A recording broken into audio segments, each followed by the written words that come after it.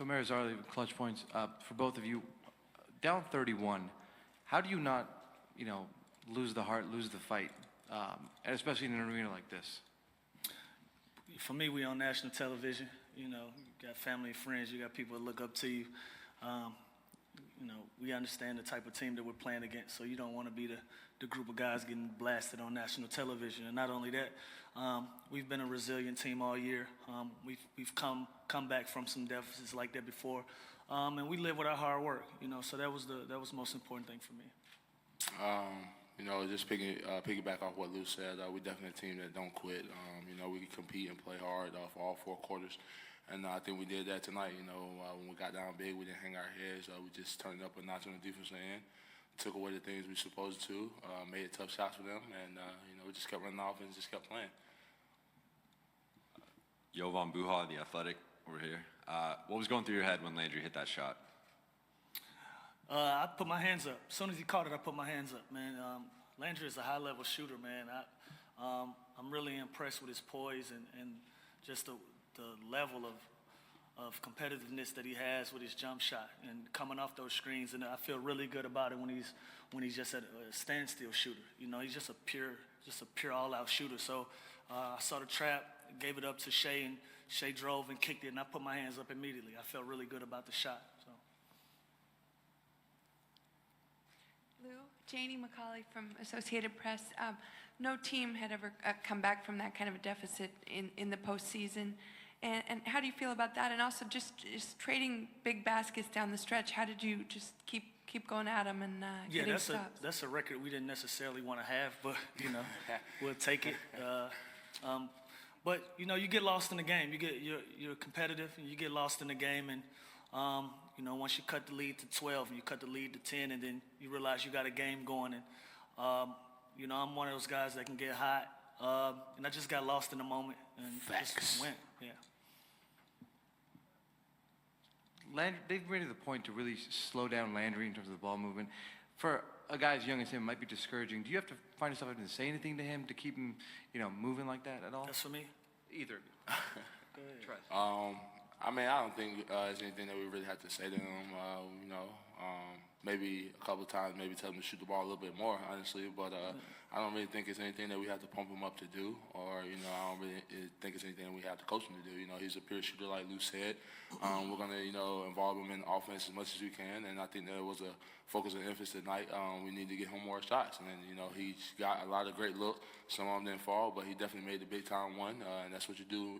When you got a big time shot, you step up and knock it down. Christina Pink, Prime Ticket. Trez, I know you put in a lot of work at the foul line and taking those shots. Just the cool and the calm that you had to knock those downs in critical moments here late in this game. Like I told you out there, man, I just stepped up, took a deep breath, and just went with my routine, just like I would practice every day with my coach Armand after practice. We got a routine to shoot free throws every day after practice, shoot 10, and then after that is make 5 in a row and make 6 in a row. We do it every day consistently, and I was just basically putting all my trust into my routine and in my practice. Simple as that. This will be for both of you guys. Joe Morgan, Sporting News. Doc talked about how Pat, even when you guys were down big in the third and the fourth, was in the huddle and talking to the young guys and kind of keeping everybody going. He doesn't put up a whole lot of points. That's not what he does. But he's like the heartbeat of this team. From what we've seen. What did he mean to you guys tonight in this comeback? For me, it was important for Pat. He's taking that challenge with Katie. He's hit that head on, and they get ejected the first game, and Katie fouls out the second game. That impact doesn't get static. That doesn't go on the sheet. But that's who Pat is, and we appreciate him for his effort and his energy and just the grit that he plays with. I think that's what he brings to the table for this group, and allows everybody else to kind of do their jobs smoother. Me myself, I've been around Pat ever since I came in the league. So I've seen him get up on the guy's skin and, just make it tough for him and just make it a long night being a pest, and that's what he's good at.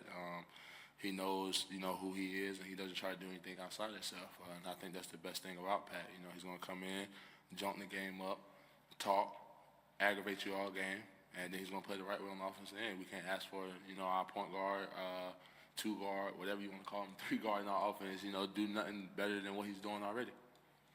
Marko Kolovich, Bay Area Sports Wrap. This is for both you guys.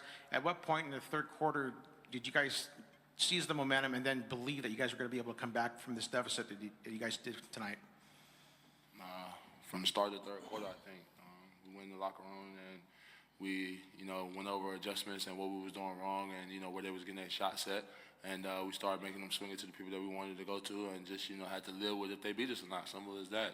We definitely came out in the second half, did some defensive things, and coverages a lot different. But I think overall, coming out of the locker room in the second half, I just think we played a lot more harder. We was a lot more aggressive. And we just went downhill and just played, basically Clippers basketball.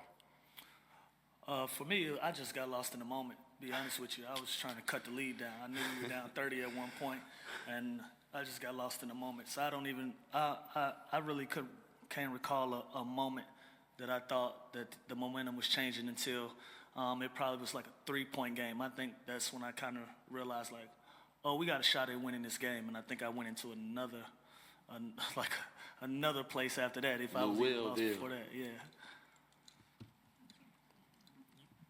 You guys have had a number of comebacks this year. We've seen the 28-point Boston, 20-point Charlotte. Is it at a point where you guys, even when you're down 25, know that you still have a legit shot at a game? No, we don't. We just continue to play hard.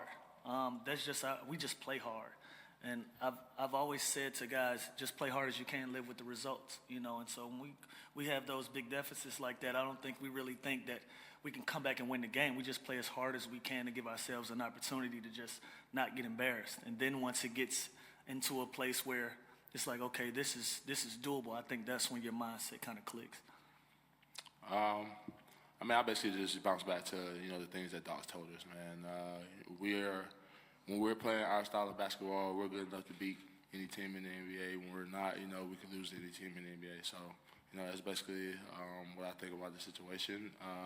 And I think when we started being who we were in the second half, as you see the results, man, we made a big-time comeback. We definitely don't want to put ourselves in those situations because, later on down the road, you can run out of gas. But like I said, when we played our style of basketball, you seen what we was able to do. You guys have exceeded expectations at every turn. People didn't think you were going to make the playoffs. People said you're the biggest underdog, playoff underdog ever in this series. What's it like to get a win like this on the national stage and in front of, everyone who's been doubting you? Yeah, that's cool. People, it's freedom of speech, right? You can say whatever you want. At the end of the day, we were a 500 team last year, banged up and beat up. So it's no surprises for us.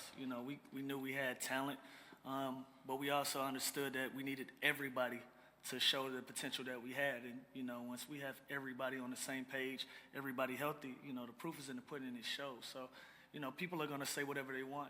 This is a world that we live in that they talk based on reputation, you know what I'm saying? So we never really wrapped our heads around trying to prove somebody wrong. We've always just went out there and knew that we were a good basketball team. I definitely agree with Lou when it comes to that situation. Like you said, it was everybody that was on the outside who was making those predictions about us. Nobody in that locker room, even when we made the trades that we made, thought like that or was in that mindset of process. We definitely knew what type of team we had coming into it. We definitely know what type of identity we wanted to make our team, and, that's what we did. And then even when the trade went on, we brought those guys in, welcomed them with open arms, got them on our page of what we wanted to do as a team, and you see that they fit and, gel with us very well. So like I said, it's a lot of the outside world that's really coming up with those comments and stuff like that, but we don't really care. Get a lot more questions when you win, boy.